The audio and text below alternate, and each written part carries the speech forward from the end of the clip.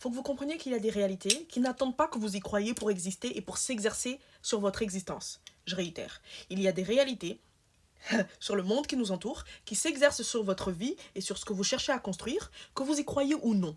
Donc là où il faut être intelligent dans la vie, c'est que you may not believe in this. Tu peux ne pas le comprendre, tu peux ne pas saisir les profondeurs, les rouages de ça. But baby, si tu n'as pas cette capacité à avoir une certaine curiosité intellectuelle pour ne serait-ce qu'un peu essayer de comprendre, de saisir le message, hein, même si c'est en surface, ce que tu es en train de faire, c'est te fermer des portes pour arriver à tes fins parce que tu refuses de croire que certaines choses qu'on te dit, qu'on essaie de t'expliquer, peuvent potentiellement être vraies. En fait, moi, ça, au-delà de la curiosité intellectuelle, j'appelle ça une certaine forme d'intelligence. J'arrive toujours pas à trouver le mot. C'est quel genre d'intelligence? Je ne sais pas.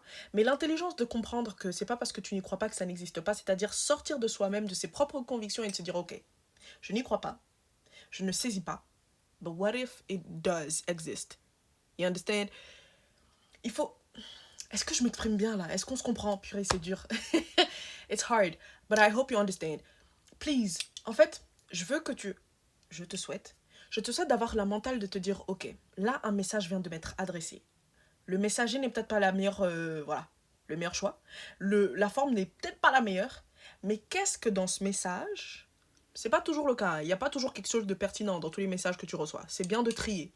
Mais souvent, ton intuition, en tout cas, quand elle est poussée et que tu y as travaillé, elle te dit, ben, il y a un bail à creuser.